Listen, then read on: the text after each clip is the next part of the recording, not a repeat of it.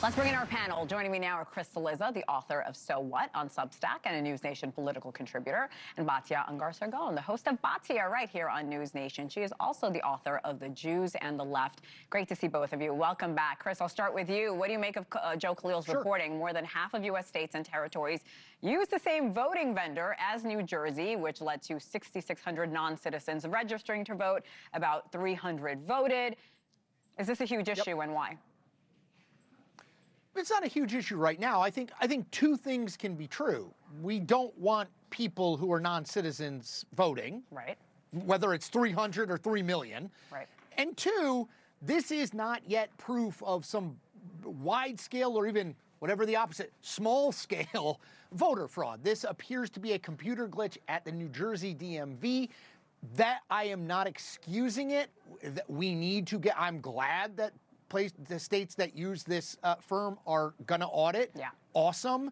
But I think you have to be very careful to say, see, this is proof that there's voter fraud. Let's wait a couple beats here and learn a little bit more. So I think you can believe both of those things and keep it in your head. Batya, Geraldo was on the show. He made a good point this week that if the New Jersey voter registration error had been announced before President Trump's primetime address last week, he would have had even more evidence to back up his claims about election fraud or vulnerabilities. Yeah, I was always the person sort of poo-pooing those allegations and saying, you know, there's absolutely no evidence of widespread voter fraud. To me, I don't know, I had a very different reaction than Chris. 400 non-citizens voting in a single state, that is significant to me. That is an assault on our body politic. I think too many people seem to think that what makes America a nation is just a strip of land, but it's not. There's something deep and spiritual that connects us as citizens to each other that is fundamentally undermined when non-citizens vote. So I was really shocked by this. I have a lot of people I have to apologize for minimizing their concerns, and I'm very interested to see where this goes.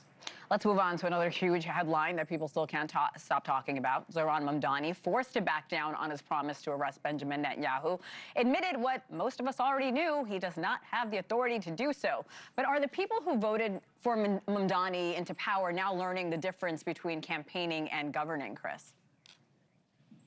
Well, yeah, and I think Zohran Mamdani got a little too big for his britches. I mean, I don't think it's that complicated, right? I mean, make sure that the city works. Don't worry about whether or not you can arrest Benjamin Netanyahu, right? I mean, do I think this is a giant problem for him in New York City? Probably not, but it just shows he's reading his own press a little bit too much. You know, you're the mayor of New York. Focus on being the mayor of New York. He is, though, look, I think this happens to politicians. He has had a very rapid rise. 3 years ago, outside of people who pay a lot of attention to New York politics, I will tell you, I pay a lot of attention to politics. If you said Zohran Mamdani, I would have been like, pardon me?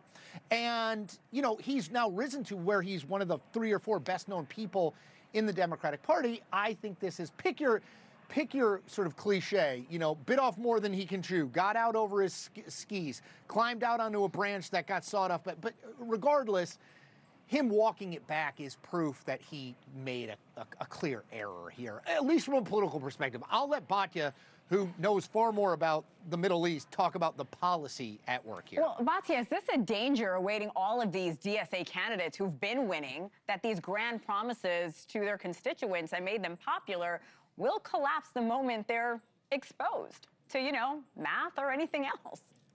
So I just want to tell our viewers how this is being perceived within the Jewish community. New York City, of course, has the biggest Jewish community outside of Tel Aviv. Jewish New Yorkers saw him post a video targeting the Jewish state as uniquely evil, full of lies, just full of libels, garbage, nonsense. He didn't have to make that video. Why? I agree with Chris, he got out over his britches, but why that topic specifically? It's not an accident. He said in that video that New Yorkers must pick up every tool they have to fight against Netanyahu and Israel. And guess what happened 2 days later?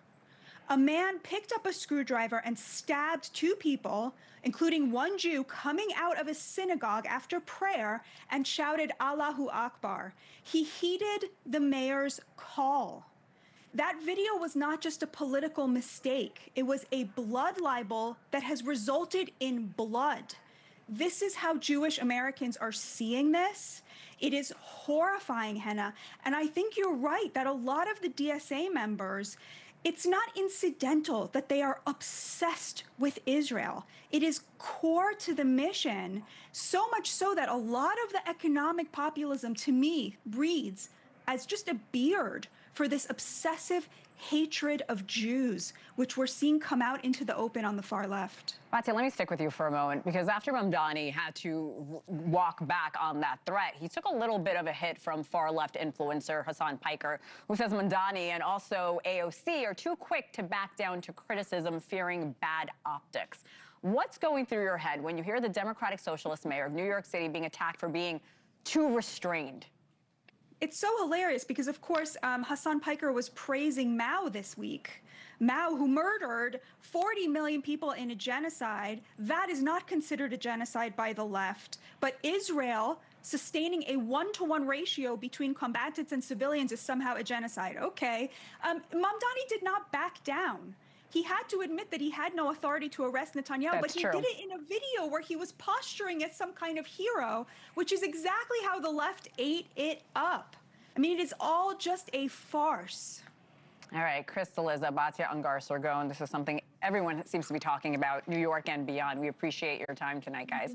Thank you for watching. Subscribe below and download our NewsNation app right now on your phone, and you will get fact-based, unbiased news for all Americans.